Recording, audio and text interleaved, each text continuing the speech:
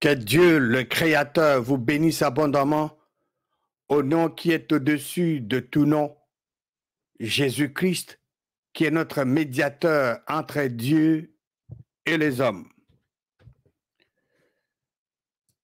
Je suis très reconnaissant à Dieu, le Créateur, pour cette occasion qu'il me donne de partager avec vous sa parole qu'il a magnifiée au-dessus de toute sa renommée.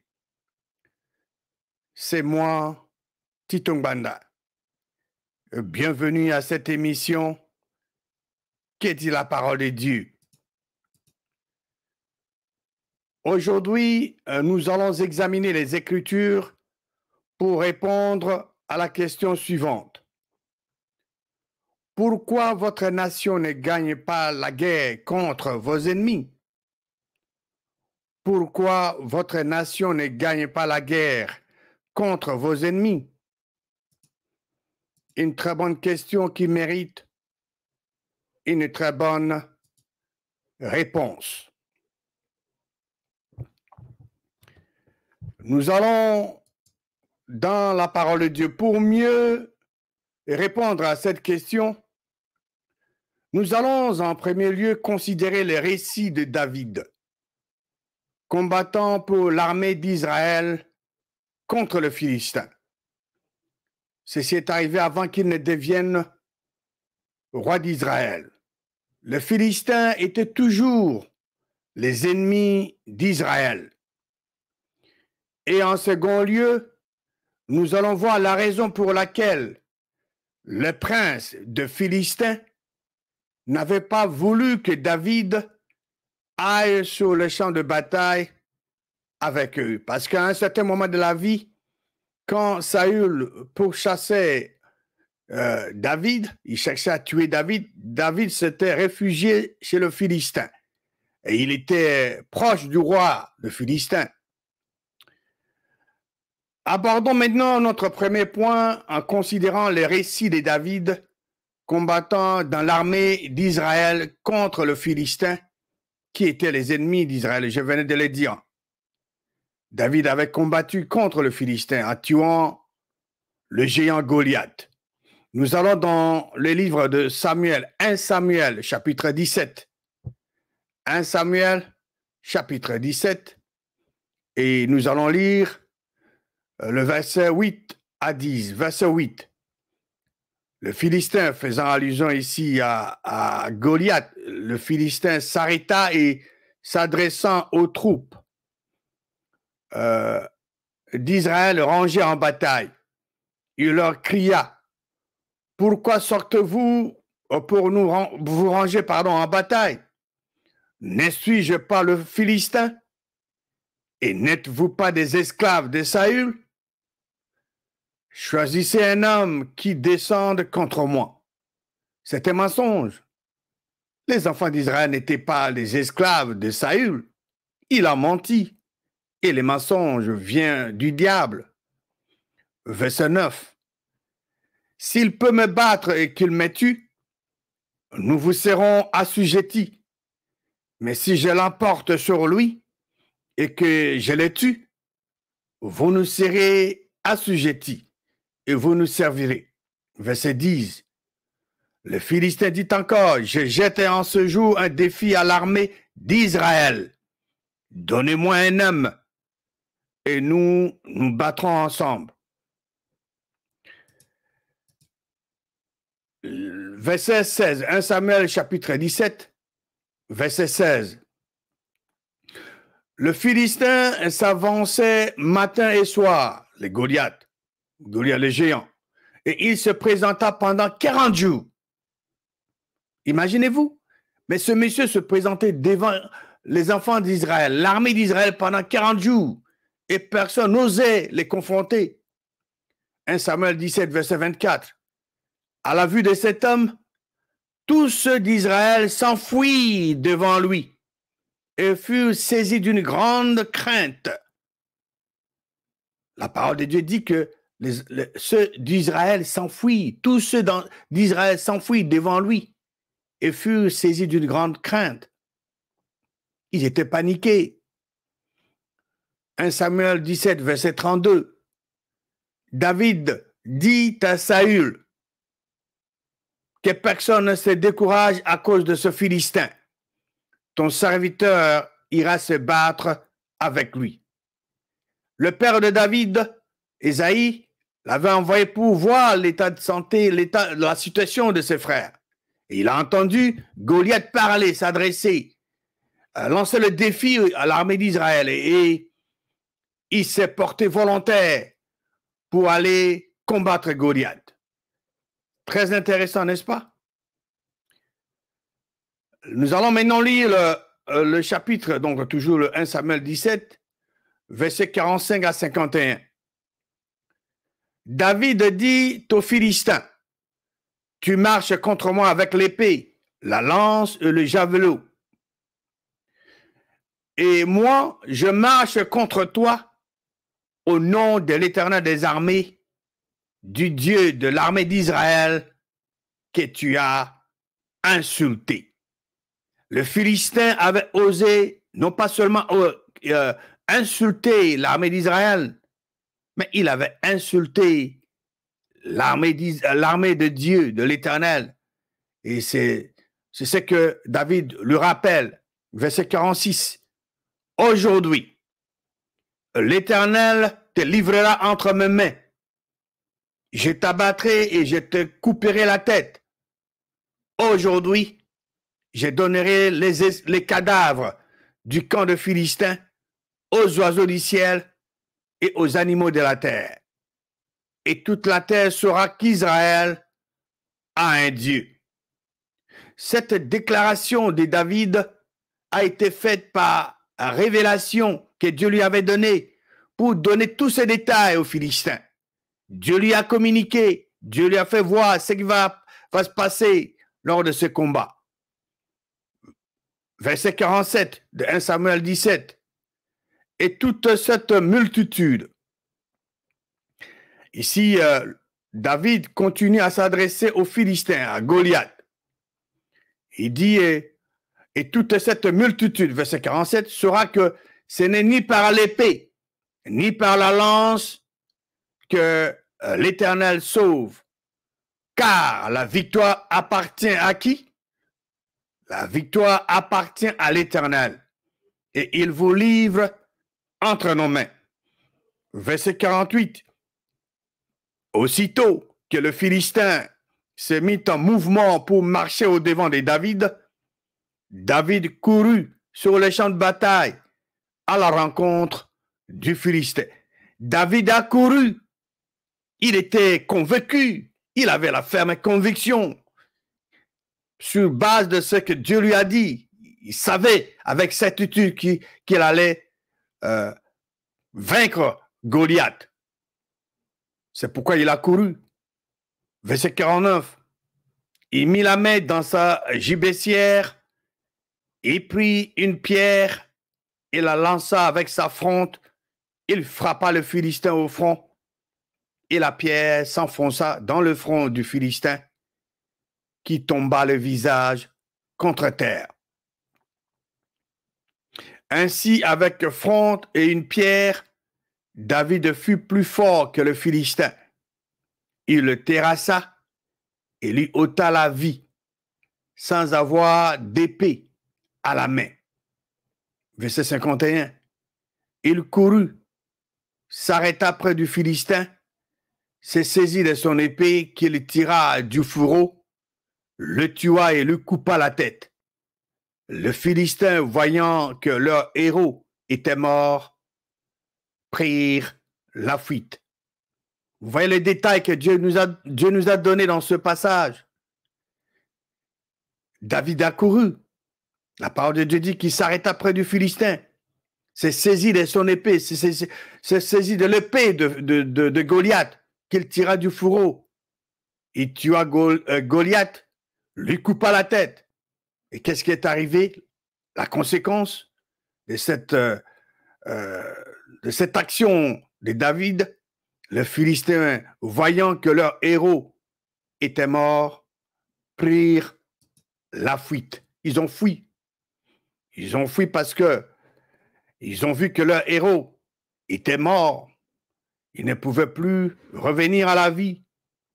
Et comme le héros lançait le défi, que une fois vaincu, bon, donc ils vont devenir, ils vont servir les enfants d'Israël. Allons au chapitre 18 de 1 Samuel, 1 Samuel 18, et nous allons lire le verset 5 à 9. David allait et réussissait partout où on l'envoyait Saül. Il fut mis par Saül à la tête des gens de guerre et il plaisait à tout le peuple. Voilà, David plaisait à tout le peuple, même aux serviteurs de Saül, les serviteurs du roi. Verset 6. Comme il revenait lors du retour de David après qu'il eut tué le Philistin, Goliath, les femmes sortirent de toutes les villes d'Israël au-devant du roi Saül, en chantant et en dansant, au son des tambourins et des triangles et en poussant des cris de joie. Verset 7. Les femmes qui chantaient se répondaient les unes aux autres et disaient, Saül a frappé ses 1000 et David ses 10 000. Verset 8. Saül fut très irrité et cela lui déplut. Il dit, on en donne 10 000 à David et c'est à moi que l'on donne les 1000. Il ne lui manque plus que la royauté. Verset 9. Et Saül regarda David d'un mauvais œil à partir de ce jour et dans la suite. Au lieu d'être content, au lieu d'apprécier la délivrance que Dieu a accordée à Israël par la bravoure, par le courage de David, au contraire, la parole de Dieu dit que le roi Saül regarda David d'un mauvais œil à partir de ce jour et dans la suite. Pourquoi votre nation ne gagne pas la guerre contre vos ennemis? La réponse est simple. Parce que vous n'avez pas encore renvoyé de votre armée le militaire qui sont originaires de vos pays ennemis. Vous devez vous débarrasser de militaires d'origine de pays de vos ennemis.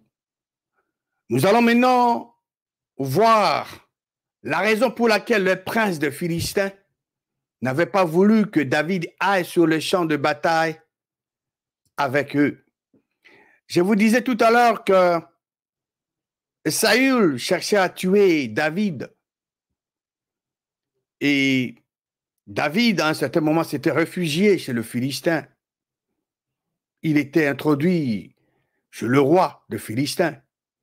Et il est arrivé à un certain moment où le Philistin devait combattre Israël.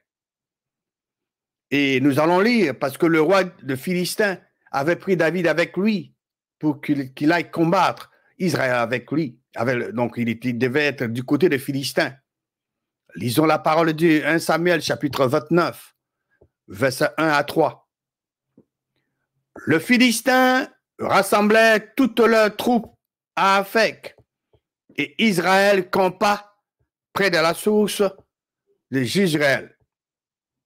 Le prince de Philistin s'avancèrent avec leurs centaines, leurs milliers, et David et ses gens marchèrent à la regarde avec Akish. Akish, c'est le roi. Verset 3. Le prince de Philistin dirent, que font ici ces Hébreux? Et Akish répondit au prince de Philistin, n'est-ce pas David, serviteur de Saül, roi d'Israël? Il y a longtemps qu'il est avec moi, et je n'ai pas trouvé la moindre chose à lui reprocher depuis son arrivée jusqu'à ce jour. Écoutez la réaction de prince de Philistin. Il est dit, les princes de Philistin ont posé une question pertinente. Que font ici ces Hébreux? C'était là leur question. Qu'est-ce qu'ils font ici, ces Hébreux? Nous posons la même question à votre nation. Que font les ennemis de votre nation dans votre armée? Que font les ennemis de votre nation dans vos services de sécurité? Tant que vous aurez dans votre armée, tant que vous aurez dans vos services de sécurité les ennemis de votre nation, vous ne gagnerez jamais la guerre contre vos ennemis. Vous devez le savoir avec certitude, parce qu'il y a toujours trahison. Lisons le verset 4 de 1 Samuel chapitre 29. Mais le prince de Philistin s'irritait contre Achish. Vous voyez, les princes de Philistin n'avaient pas approuvé par ignorance ou par respect ce que le roi partageait avec eux. La parole de Dieu dit que le prince de Philistin s'irritait contre Achish et lui dire, renvoie cet homme et qu'il retourne dans le lieu où tu l'as établi, qu'il ne descende pas avec nous sur le champ de bataille, afin qu'il, ça c'est le but, afin qu'il ne soit pas pour nous un ennemi pendant le combat. Et comment cet homme rentrerait-il en grâce auprès de son maître si ce n'est au moyen des têtes de nos gens? Vous voyez, ces gens, le prince de Philistin, avait appris la bravoure de David. Ils savaient qui avait tué Goliath. Ils ont appris la chanson de femmes qui attribuait 1000 au roi Saül et 10 000 à David. Toutes ces informations étaient parvenues aux oreilles de prince de Philistin. Ils le savaient. Donc, au verset 4, la parole de Dieu dit que le prince de Philistin s'irritait contre le roi Achish. Vous devez arriver à ce point-là. Si vous avez accepté dans votre armée, si vous avez accepté dans vos services de sécurité les ennemis de votre pays, les princes de Philistin n'applaudirent pas, n'encouragèrent pas le roi. Ils ont dit non au roi. Qu'est-ce que ce prince de Philistin ont dit au roi? Renvoie cet homme et qu'il retourne dans le lieu où tu l'as établi, qu'il ne descende pas avec nous sur les champs de bataille, afin qu'il ne soit pas pour nous un ennemi pendant le combat. Tout le militaire, tous les hommes et toutes les femmes des pays qui constituent le pays ennemi pour votre pays et qui sont dans ce service-là sont toujours et constitueront toujours vos ennemis. Ils vont toujours trahir votre nation. Ils ne vous serviront pas. Ils ne défendront pas votre cause, mais ils défendront toujours la cause de leur pays d'origine. Voulez-vous que votre nation gagne la guerre, que vous impose vos ennemis? Ce que vous devez faire est simple. Renvoyez de votre armée, renvoyez de vos services de sécurité tous les gens qui sont originaires de vos pays ennemis, qu'ils retournent dans leur pays et qu'ils ne descendent pas avec vous sur les champs de bataille. Comme le prince de Philistin ont dit au roi Achish de renvoyer David avec ses hommes. Si vous descendez avec eux sur les champs de bataille contre leur pays, ils seront vos ennemis pendant le combat. Vous ne pouvez pas accepter d'avoir un de vos ennemis dans votre armée, dans vos services de sécurité, parce qu'ils vont vous trahir. Et c'est ça la parole de Dieu. Lisons maintenant le verset 5 et 6 de 1 Samuel chapitre 29. Verset 5.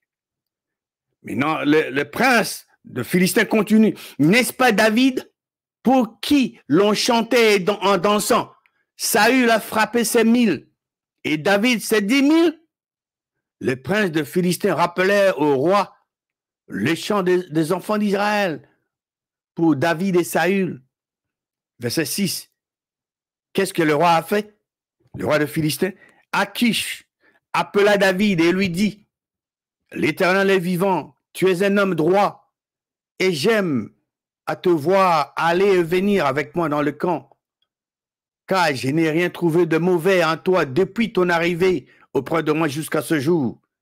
Mais tu ne pleux pas au prince. Merveilleux. Le militaire de pays ennemis, de vos pays ennemis, le personnel, les hommes et femmes qui sont originaires de vos pays ennemis, ne doivent pas vous plaire.